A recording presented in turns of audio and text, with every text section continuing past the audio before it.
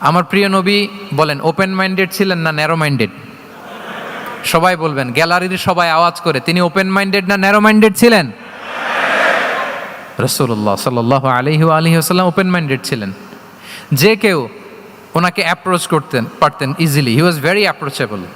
ছোট বড় আবাল বৃদ্ধ বনিতা ওনার সাথে কথা বলতে স্বাচ্ছন্দ্য বোধ করতো, ভয় পেত না। এজন্য সিরাতের পরতে পরতে দেখবেন এক শিশু এসে প্রশ্ন করে, নারী এসে প্রশ্ন করে, বৃদ্ধ এসে প্রশ্ন করে, বন্ধু এসে প্রশ্ন করে, শত্রু এসে কনভারসেশন করে, সবাই এসে ওনার সাথে কথা বলতে পারতো। সুবহানাল্লাহ। এবং এগুলো উনি অ্যাকোমোডেট করতে পারতেন। কি করতে পারতেন?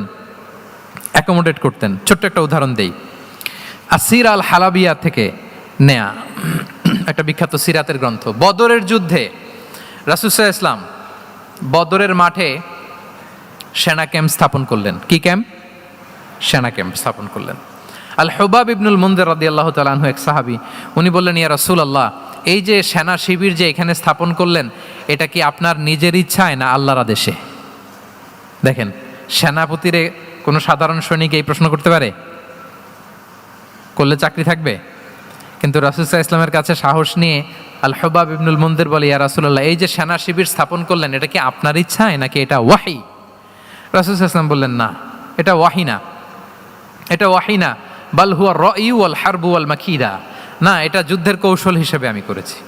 আল হুবাব ইবনুল মুনজির বললেন, ইয়া রাসূলুল্লাহ, তাহলে সঠিক জায়গায় সেনা ক্যাম্প স্থাপন হয় নাই। রাসূলের দিকে তাকিয়ে বলতেছেন যে আপনি যেখানে করছেন ওখানে ঠিক হয় না ইয়া রাসূলুল্লাহ, আপনি অভয় দিলে আমি বলতে পারি কোথায় ঠিক হবে। রাসূল সাল্লাল্লাহু আলাইহি ওয়াসাল্লাম বললেন, তাই? আমি যেটা করছি এটা ঠিক হয় নাই, তাহলে কোনটা ঠিক বলো? উনি বললেন, ওই যে বদরে একটা কুয়া আছে যেখানে পানির ব্যবস্থা আছে, ওইটার সামনে ব্যারিকেড দিয়ে আমাদের শিবির করতে হবে।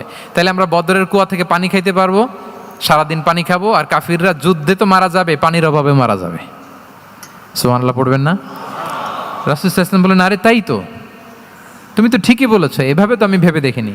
আবার তিনি অ্যানাউন্স করে দিলেন যে সেনা শিবির এখানে যেই তাঁবু টাঙানো হয়েছে এখান থেকে মুভ করে আল হুবাব যেখানে ইন্ডিকেট করেছে ঠিক ওই জায়গায় যে শিবির স্থাপন করো।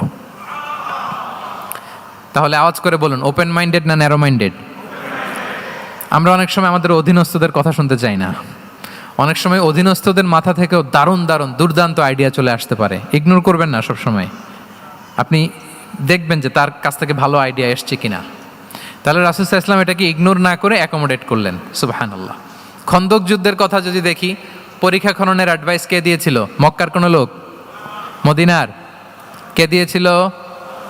সালমান আল ফারিসি। বাড়ি কোথায়? ইরান, পারস্য। হি ওয়াজ পার্সিয়ান বেসিকলি। তাহলে দেখেন, সেই পারস্য থেকে এসে বললেন যে এখানে পরীক্ষা খনন করলে ভালো হয়। 5.5 কিলোমিটার পরীক্ষা খনন করে ফেললেন।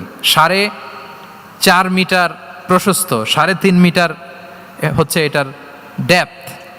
পুরো মদিনার সবাই মিলে এটা করে ফেললেন। তার মানে আমি সব বুঝি, আমি সব জানি, এই মেন্টালিটি থেকে আমাদের বেড়ে আসতে হবে। এটা হচ্ছে একটা ন্যারো মাইন্ডেড পার্সোনালিটির অধিকারী, যে আমি যেটা বলছি ওইটা, এটার পরে কোনো কথা নেই, এটা ভুল।